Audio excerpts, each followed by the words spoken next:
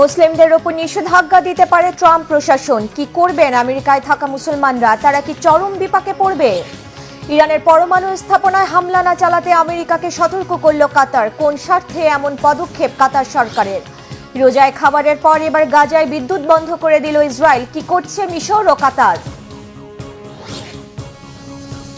আসসালামু আলাইকুম, দেখছিলেন Bangla vision world news headline. আমেরিকায় থাকা মুসলিমদের উপর ট্রাম্প প্রশাসনের নানা নিষেধাজ্ঞা জারির শঙ্কা প্রবল হয়ে উঠেছে। প্রথম মেয়াদের মতো দ্বিতীয় মেয়াদে ক্ষমতায় এসেই এরই মধ্যে অভিবাসন ও জাতীয় নিরাপত্তার অজুহাতে নতুন নিষেধাজ্ঞার পথে হাঁটছেন মার্কিন প্রেসিডেন্ট ডোনাল্ড ট্রাম্প। বিশ্লেষকদের মতে এবার ট্রাম্পের আদেশ কেবল নির্দিষ্ট মুসলিম প্রধান দেশগুলোকে নয়, বরং কঠিন করে তুলতে পারে যুক্তরাষ্ট্রে বৈধভাবে বসবাস করা মুসলিম অভিবাসীদের জীবনও। কংগ্রেস যদি এবার ট্রাম্পকে না থামাতে পারে, তাহলে মুসলমানদের জন্য আমেরিকায় থাকা চরম কঠিন হয়ে উঠতে পারে বলে মনে করছেন বিশ্লেষকরা। হাফিজুল ইসলামের ডেস্ক রিপোর্ট। গণতন্ত্রের ঝান্ডা ওড়ানো দেশ আমেরিকায় বাড়ছে মুসলিমদের কোণঠাসা করার নানা রকম প্রবণতা। প্রথম মেয়াদে প্রেসিডেন্ট হিসাবে দায়িত্ব নিয়ে ডোনাল্ড ট্রাম্প বন্ধ করে দিয়েছিলেন যুক্তরাষ্ট্রে মুসলমানদের প্রবেশ। দ্বিতীয়বার ক্ষমতায় এসে আগের মতো মুসলিম ব্যানের পথে হাঁটছেন এই রিপাবলিকান প্রেসিডেন্ট। অভিবাসন নিয়ে ট্রাম্পের জারি করা এক নির্বাহী আদেশের জেরে জোরালো হচ্ছে এমন আশঙ্কা। প্রশ্ন উঠেছে, যুক্তরাষ্ট্রে শুধু ট্রাভেল ব্যান দিয়েই কি সীমাবদ্ধ থাকবেন ট্রাম্প, নাকি অচিরেই তিনি দিতে যাচ্ছেন মুসলিম বিরোধী কোনো নতুন নিষেধাজ্ঞা? মার্কিন কংগ্রেস কি পারবে ট্রাম্পকে থামাতে? যুক্তরাষ্ট্রের নিরাপত্তার জন্য হুমকি মনে করা হয় এমন দেশের নাগরিকদের উপর আমেরিকা ভ্রমণে নিষেধাজ্ঞা জারি করবেন ট্রাম্প। 2024 সালের নির্বাচনী প্রচারণায় এমন প্রতিশ্রুতি দিয়েছিলেন তিনি। চলতি বছর জানুয়ারিতে ক্ষমতায় আসার পরপরই protecting the United States from foreign terrorists and other national security and public safety threats নামের একটি নির্বাহী আদেশে স্বাক্ষর করেন ট্রাম্প। বিশ্লেষকদের ধারণা, অভিবাসীদের জন্য জারি করা হলেও তাদের উপর সীমাবদ্ধ থাকবে না এই আইন। বৈষম্যমূলক নিষেধাজ্ঞাটির আওতায় চলে আসবে মুসলিম সহ জাতি ও ধর্মনির্ভর অনেক সম্প্রদায়। 2017 সালে নির্বাচনী প্রতিশ্রুতি পূরণ করতে গিয়ে ট্রাম্প জারি করেন কুখ্যাত মুসলিম ব্যান। তার সেই নির্বাহী আদেশ যুক্তরাষ্ট্রব্যাপী তৈরি করেছিল ভয়াবহ আতঙ্ক। প্রথম কয়েক ঘণ্টায় দেশটির বিমানবন্দরগুলোতে আটকে পড়ে মুসলিম দেশ থেকে আগত শত শত যাত্রী। পরবর্তীতে সুদান, নাইজেরিয়া, তানজানিয়ার মতো কিছু দেশ এই নিষেধাজ্ঞার আওতায় আনা হলে এই আদেশটি পরিচিত হয়ে ওঠে আফ্রিকান ব্যান নামে। সে বছর মার্কিন ভিসা থেকে বঞ্চিত হন 40,000-এর বেশি মানুষ। 11 মাসে প্রায় 94% কমে যায় মুসলিম শরণার্থী প্রবেশের পরিমাণ। যুক্তরাষ্ট্রে অভিবাসী মুসলমান জনগোষ্ঠীর উপর বেড়েছে সরকারি নজরদারি। অভিবাসন বিরোধী মনোভাবের পাশাপাশি আশঙ্কাজনক হারে বৃদ্ধি পাচ্ছে ইসলাম বিদ্বেষ। বর্তমানে আমেরিকায় কার্যকর নেই মুসলিম ব্যান, তবে দেশটিতে কঠোর ভ্রমণ নিষেধাজ্ঞা জারির পরিকল্পনা করছে মার্কিন প্রশাসন। ট্রাম্পের নিষিদ্ধ দেশের তালিকা কত বড় হবে, কত দূর ছড়াবে এর পরিধি, সেখানে বাংলাদেশের নাম থাকবে কিনা সেসব এখন অনিশ্চিত। তবে সরকারের এমন বৈষম্যমূলক দৃষ্টিভঙ্গির কারণে বৈধভাবে যুক্তরাষ্ট্রে বসবাস করা মুসলিম অভিবাসীরাও পড়বেন সংকটে।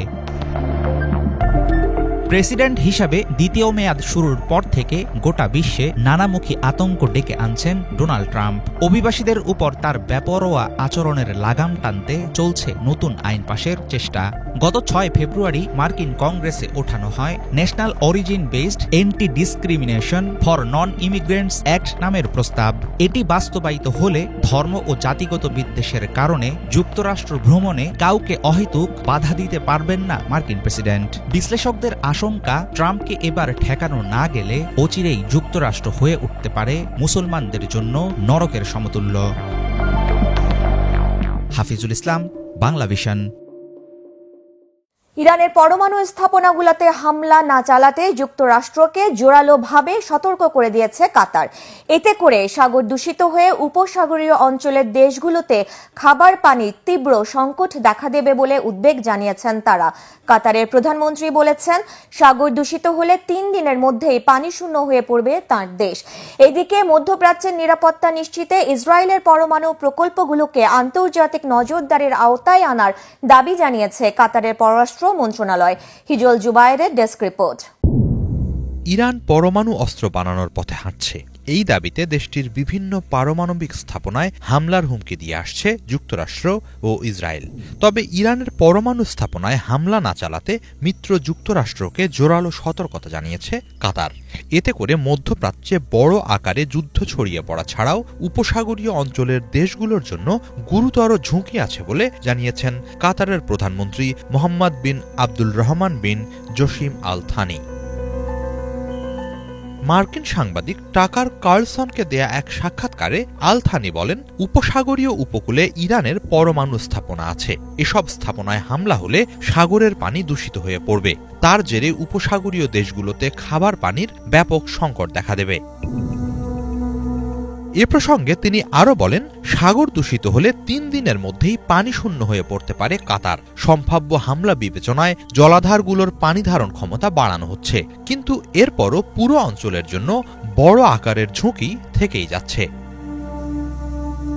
সমুদ্র দূষিত হয়ে পড়লে পানি সংকট ছাড়াও মাছ সহ অন্যান্য সামুদ্রিক প্রাণীর জীবন ও পরিবেশ বিপর্যস্ত হয়ে পড়বে বলে সতর্কতা জানিয়েছেন কাতারের প্রধানমন্ত্রী। ইরানের দক্ষিণাঞ্চল থেকে ১৯০ কিলোমিটার দূরত্বে কাতারের অবস্থান। পারস্য উপসাগরের পানি পরিশোধন করেই খাবার পানির চাহিদা মেটায় দেশটি। ফলে সাগর দূষিত হলে ব্যাপক ঝুঁকিতে পড়বে তারা। ইরানের পরমাণু কার্যক্রম নিয়ে হামলা পাল্টা হামলা নয়, বরং কূটনৈতিকভাবে এর সমাধানের পক্ষে জোর দিয়েছেন কাতারের প্রধানমন্ত্রী। এদিকে মার্কিন প্রেসিডেন্ট ডোনাল্ড ট্রাম্প পরমাণু কার্যক্রম নিয়ে সমঝোতার জন্য ইরানকে চিঠি দিয়েছেন। ফক্স নিউজের সাথে এক আলাপচারিতায় সমঝোতা প্রস্তাবে কাজ না হলে সামরিক পদক্ষেপ নেয়ার আভাস দিয়েছেন তিনি। পরবর্তী সময়ে হোয়াইট হাউসে আবারও সামরিক পদক্ষেপের প্রতি ইঙ্গিত করেন ট্রাম্প। তবে ট্রাম্পের সমঝোতা প্রস্তাব প্রত্যাখ্যান করেছে ইরান। দেশটির সর্বোচ্চ ধর্মীয় নেতা আয়াতুল্লাহ খামেনি বলেছেন, যুক্তরাষ্ট্র যে প্রস্তাব দিয়েছে তা কর্তৃত্ববাদী, নিজেদের চাওয়াগুলোই আরোপ করেছে তারা। কেবল পরমাণু কার্যক্রম নয়, অন্য বিষয়েও দেয়া হয়েছে নানা শর্ত, সেগুলো কোনোভাবেই মেনে নেয়ার মতো নয়। এরই মাঝে নিরাপত্তার খাতিরে ইসরায়েলের পরমাণু স্থাপনাগুলো আন্তর্জাতিক নজরদারির আওতায় আনার দাবি তুলেছে কাতার। দেশটির পররাষ্ট্র মন্ত্রণালয়ের এক বিবৃতিতে আন্তর্জাতিক পরমাণু শক্তি সংস্থা IAEA কে ওইসব পরমাণু স্থাপনা পরিদর্শন করতে দেওয়ার আহ্বান জানানো হয়েছে। একই সাথে ইসরায়েলকে পরমাণু অস্ত্র বিস্তার রোধ চুক্তি NPT-তে যুক্ত হওয়ার আহ্বান জানিয়েছে তারা। ইসরায়েল ছাড়া মধ্যপ্রাচ্যের সব দেশই ওই চুক্তির আওতাধীন বলে উল্লেখ করেছে। মধ্যপ্রাচ্যের নিরাপত্তার প্রশ্নে এটি প্রয়োজনীয় বলছে কাতার। হিজল জোবায়ের, বাংলা ভিশন।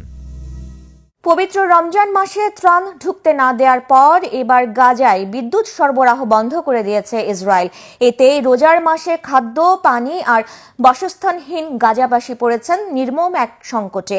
এমন অবস্থায় যুদ্ধবিরতির দ্বিতীয় পর্বের মধ্যস্থতা আলোচনার জন্য যুক্তরাষ্ট্র আর মিশরের পাশাপাশি কাতারে প্রতিনিধি পাঠিয়েছে হামাসও।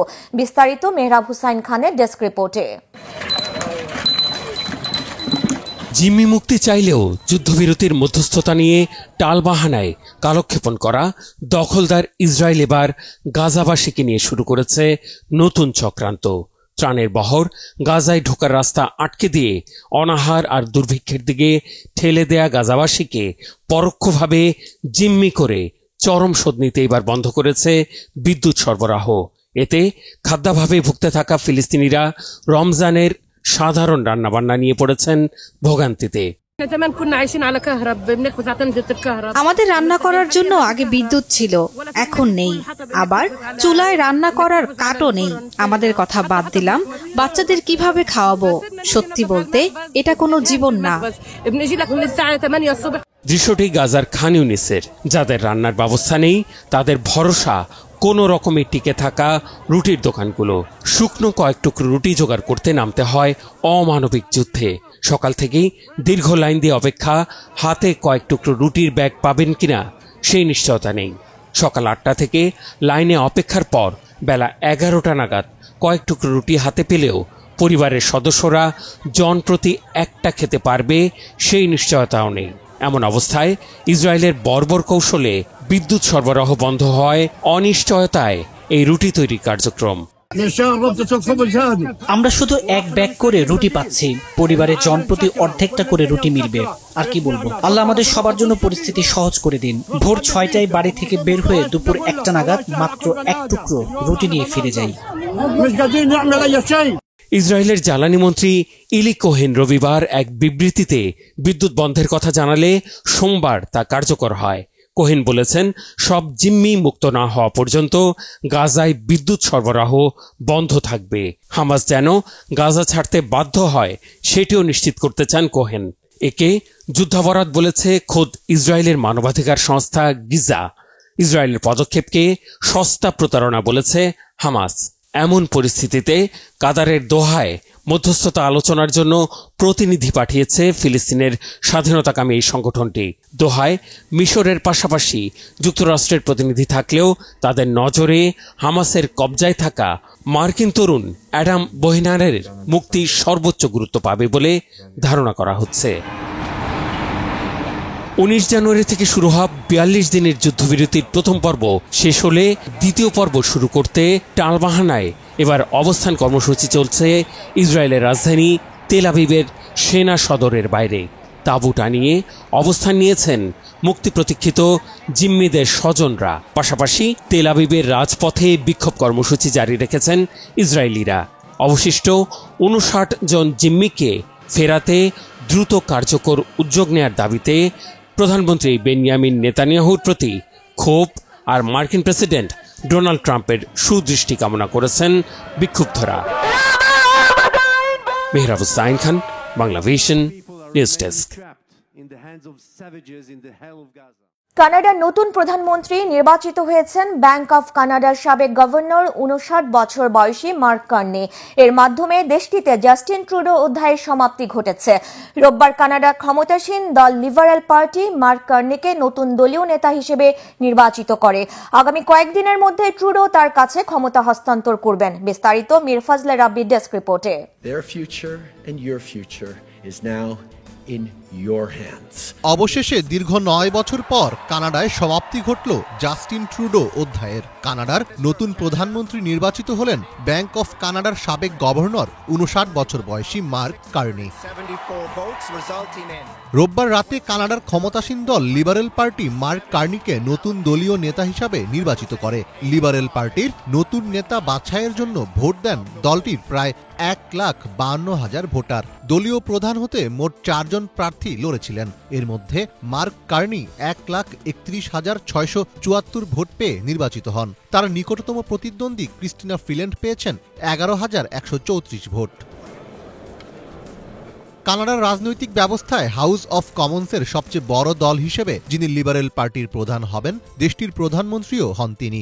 এ হিসাবে মার্ক কার্নি নির্বাচনের আগ পর্যন্ত প্রধানমন্ত্রীর দায়িত্ব পালন করবেন বলে ধারণা করা হচ্ছে। আগামী কয়েকদিনের মধ্যে তার কাছে ক্ষমতা হস্তান্তর করবেন ট্রুডো। যুক্তরাষ্ট্রের প্রেসিডেন্ট ডোনাল্ড ট্রাম্পের ঘোর সমালোচক হিসেবে পরিচিতি রয়েছে কার্নির। বিজয়ী হওয়ার পর প্রথম ভাষণেও ট্রাম্পকে উদ্দেশ্য করে কথা বলেন কার্নি। কানাডা কখনোই কোনোভাবে আমেরিকার অংশ হবে না। ডোনাল্ড ট্রাম্প মনে করছেন তিনি আমাদের মধ্যে বিভক্তি তৈরি করে দুর্বল করে ফেলবেন। তাই আমাদের একসাথে কাজ করতে হবে। এ লড়াই আমরা শুরু করিনি, কিন্তু কেউ গায়ে পড়ে লাগতে আসলে আমরা প্রস্তুত আছি। আর এ লড়াইয়ে কানাডারই জয় হবে। প্রধানমন্ত্রী হওয়ার দৌড়ে মার্ক কার্নিকে বিজয়ী ঘোষণার পর থেকেই সোশ্যাল মিডিয়া সহ বিভিন্ন মাধ্যমে কার্নির কুকীর্তির ফিরিস্তি আসতে শুরু করে। নেটিজেনদের অনেকে দাবি করেন একই সাথে 3 দেশের পাসপোর্ট রয়েছে কার্নির কাছে। এছাড়া কুখ্যাত অপরাধী গিলসেন ম্যাক্সওয়েলের সাথে তার সখ্যতার বিষয়টিও সামনে আনছেন অনেকে। ভয়ঙ্কর শিশু পাচারকারী হিসেবে পরিচিত এই ম্যাক্সওয়েলকে 2021 সালে 20 বছরের কারাদণ্ড দেয় নিউ ইয়র্কের আদালত। ফলে কার্নিকে সরিয়ে কানাডায় অবিলম্বে নির্বাচন দেওয়ার দাবিও তুলছেন অনেকে। কার্নির জয়ের মাধ্যমে প্রথমবারের মতো এমন কোনো ব্যক্তি কানাডার প্রধানমন্ত্রী হলেন যার কোনো বাস্তব রাজনৈতিক অভিজ্ঞতা নেই। তবে কার্নির যুক্তি, কানাডা ও ইংল্যান্ডের মতো দেশের কেন্দ্রীয় ব্যাংকের গভর্নরের দায়িত্ব পালন করার ফলে কানাডার অর্থনীতির হাল শক্ত হাতে ধরতে পারবেন তিনি। তার মতে কানাডার সার্বভৌমত্বের জন্য হুমকি হয়ে ওঠা ব্যবসায়ী ট্রাম্পকে মোকাবেলায় তার চেয়ে যোগ্য ব্যক্তি আর নেই।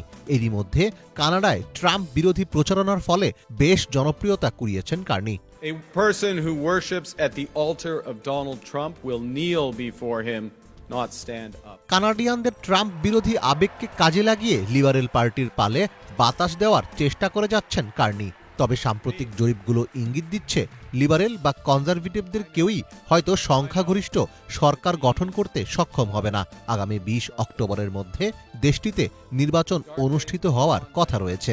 We build things that last because we are Canada strong. Vive la Canada! Mir Fazle Rabbi, Bangla vision. Ramzan শুধু একটি নির্দিষ্ট সময় পানাহার থেকে বিরত থাকার মাস নয়, এটি সংস্কৃতি, ঐতিহ্য ও ভ্রাতৃত্বের অনন্য এক দৃষ্টান্ত। পবিত্র এই মাসকে কেন্দ্র করে বিশ্বের দেশে দেশে গড়ে উঠেছে বৈচিত্র্যময় আয়োজন। মধ্যপ্রাচ্যের সুগন্ধি মশলাদার খাবার, দক্ষিণ এশিয়ার বাহারি ইফতার, আফ্রিকার উষ্ণ আতিথেয়তা বা ইউরোপ আমেরিকার মুসলিম কমিউনিটির সংহতি, প্রতিটি অঞ্চলের রমজান পালন আলাদা আলাদা গল্প বলে। এ নিয়ে ধারাবাহিক আয়োজন দেশে দেশে রমজান। এবারের পর্বে পাকিস্তান নিয়ে বিস্তারিত জানাচ্ছেন হাফিজুল ইসলাম। সিয়াম সাধনার মাস পবিত্র মাহে রমজান। মহান আল্লাহর নৈকট্য লাভের আশায় রোজা রাখেন মুসলমানরা। রোজার পদ্ধতি এক হলেও দেশে দেশে উৎসব আয়োজনে আছে ভিন্নতা। দক্ষিণ এশিয়ার মুসলিম প্রধান দেশ পাকিস্তান, এখানে রমজান উদযাপনের মূল আমেজ জমে ইফতারকে কেন্দ্র করে। পাকিস্তানে যুগ যুগ ধরে রমজানের ঐতিহ্যের সাথে জড়িয়ে আছে বাহারি ইফতার। ইফতারে সাধারণত ভারী খাবার পছন্দ পাকিস্তানিদের। সুন্নত হিসাবে পাতে থাকে খেজুর। মাংস ও সবজি দিয়ে তৈরি নানা রকম মুখরোচক খাবার পছন্দ করেন দেশটির মুসলমানরা। এখানকার জনপ্রিয় ইফতার আইটেমগুলো হল জালেবি, সামোসা, চানা চাট, পাকোড়া, হালিম, দহিবড়া। সাথে থাকে চিকেন তান্দুরি, চিকেন টিক্কা, খিলোটি কাবাব, কড়াই মাটন, পেশোয়ারি মাংসের পদসহ নানা রকম কাবাব। চিকেন স্যুপ, ফলের কাস্টার্ড, গোলাপি বিরিয়ানি পাকিস্তানে বেশ জনপ্রিয়। ফলের সালাদ, ফালুদা, জুস, বাদাম ও দুধের তৈরি বিভিন্ন পানীয় আইটেমের আছে বেশ কদর। এখানে ইফতারের অন্যতম আকর্ষণ হিসাবে থাকে এক ধরনের সামোচা। আফগান পাকিস্তান সীমান্তবর্তী মরু অঞ্চলের বাসিন্দাদের ইফতারের টেবিলে রুটি ও মাংস থাকবেই। পাঞ্জাবি, সিন্ধি এবং মুহাজির পরিবারে ইফতারের পর অন্যান্য সময়ের মতো খাওয়া হয় রাতের খাবার। পশতুন, বেলুচ, তাজিকরা একসাথে খান ইফতার ও ডিনার। পাকিস্তানে রমজানকে বিবেচনা করা হয় দানের মাস হিসেবে। এই মাসে সাধ্যমতো দান সৎকা করার চেষ্টা করেন পাকিস্তানিরা। দেশটিতে চালু আছে বিশেষ রমজান আইন। এই সময় প্রকাশ্য স্থানে খাওয়া দাওয়া, ধূমপান সবই নিষিদ্ধ। পরিবার, আত্মীয় স্বজন, প্রতিবেশী ও বন্ধু বান্ধবদের নিয়ে ইফতার করা প্রাচীন পাক সংস্কৃতির অংশ। সাম্প্রতিক সময়ে নানা সংকটে ভালো নেই পাকিস্তান। এর মধ্যেও তারাবি, সেহরি সহ ইবাদত বন্দিগিতে কাটছে দেশটির রমজান। হাফিজুল ইসলাম, বাংলা ভিশন। একসময় ফেরাউনের দেশ মিশরে আল্লাহর নাম নেওয়াও ছিল নিষিদ্ধ, অথচ এখন দেশটির রাজধানী কায়রোর প্রাণকেন্দ্রে দাঁড়িয়ে আছে এক ঐতিহ্যবাহী ইসলামিক স্থাপত্য, মসজিদ মিশর আল কাবির। ফাতিমীয় যুগে নির্মিত এই ঐতিহাসিক মসজিদ শতাব্দীর পর শতাব্দী ধরে ধর্মীয় ও সাংস্কৃতিক কেন্দ্র হিসেবে গুরুত্বপূর্ণ ভূমিকা পালন করছে। এর দৃষ্টিনন্দন মিনার, জ্যামিতিক নকশা এবং চমৎকার ক্যালিগ্রাফি মুগ্ধ করে দর্শনার্থীদের। রমজানের বিশেষ আয়োজন দেশে দেশে মসজিদের আজকের পর্বে থাকছে মিশরের এই রাজকীয় মসজিদটি। কায়রোর কোলাহলপূর্ণ রাস্তায় অবস্থিত রাজকীয় মসজিদ মিশর আল কাবির একটি শ্রদ্ধেয় স্থাপনা, যা এই অঞ্চলের সমৃদ্ধ ইসলামী ঐতিহ্যের প্রমাণ হিসেবে দাঁড়িয়ে আছে। মিশরের মহান মসজিদ নামেও পরিচিত এটি। এই স্থাপত্য বিষয়টি শতাব্দীর পর শতাব্দী ধরে দেশের সাংস্কৃতিক ও আধ্যাত্মিক দৃশ্যপটে গুরুত্বপূর্ণ ভূমিকা পালন করেছে। মসজিদ মিশর আল কাবির তার ঐতিহাসিক গুরুত্ব এবং মহিমার কারণে বিশ্বব্যাপী মিশরীয় এবং মুসলমানদের হৃদয়ে একটি বিশেষ স্থান ধারণ করেছে। মূলত ফাতেমীয় যুগে 10 শতকে নির্মিত হয় মসজিদটি। পরে কয়েক শতাব্দী ধরে বেশ কিছু সংস্কার ও সম্প্রসারণ করা হয়। প্রতিটি সংস্কারই এর মহিমা ও জাঁকজমক বাড়িয়ে দিয়েছে।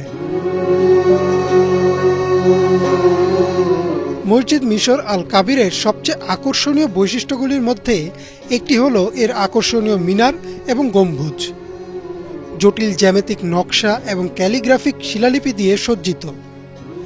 এই স্থাপত্য নকশাগুলি কারিগরদের দক্ষতা এবং কারুকার্যের প্রমাণ ও ইসলামী শিল্প ও নকশার সৌন্দর্য প্রদর্শন করে। মসজিদের ভেতরে পা রাখলেই অলঙ্কৃত স্তম্ভ এবং খিলান দিয়ে সজ্জিত একটি সুবিশাল নামাজের ঘর দেখতে পাবেন দর্শনার্থীরা, যা পুরনো যুগের কথা স্মরণ করিয়ে দেয়। মসজিদের পরিবেশ যেন এক অন্যরকম জগতে নিয়ে যায় মুসল্লিদের। মসজিদ মিশর আল কাবির তার পুরো ইতিহাসে বিভিন্ন সাম্রাজ্যের উত্থান ও পতন দেখেছে। বলা যায় বহু শতাব্দীর ইতিহাসের সাক্ষী এই মসজিদটি। এটি পণ্ডিত, কবি এবং চিন্তাবিদদের জন্য একটি সমাবেশের স্থানও বটে। বুদ্ধিভিত্তিক বক্তৃতা এবং সাংস্কৃতিক বিনিময়কে উৎসাহিত করা হয় এখানে। মসজিদ মিশর আল কাবিরে প্রতিদিনের 5 ওয়াক্ত নামাজ, ধর্মীয় বক্তৃতা এবং বিভিন্ন ধর্মীয় আচার অনুষ্ঠান করা হয়। এর দরজা সকল ধর্মের, সকল গোত্রের, সকল জাতির লোকেদের জন্য উন্মুক্ত। তাদের ইসলামিক স্থাপত্যের সৌন্দর্য এবং মিশরীয় আতিথেয়তার উষ্ণতা অনুভব করার জন্য আমন্ত্রণ জানায় স্থানীয়রা। মিশর আল কাবির ইসলামী ঐতিহ্যের আলোকবর্তিকা এবং মিশরের সমৃদ্ধ সাংস্কৃতিক উত্তরাধিকারের প্রতীক হিসেবে দাঁড়িয়ে আছে। এর নিরন্তর সৌন্দর্য এবং গভীর ধর্মীয় তাৎপর্যের সাথে স্থানীয়দের মধ্যে বিস্ময় এবং শ্রদ্ধাকে অনুপ্রাণিত করে চলেছে। ইমরান মাহমুদ, বাংলা ভিশন। এই ছিল আজকের মতো, সাথে থাকায় ধন্যবাদ।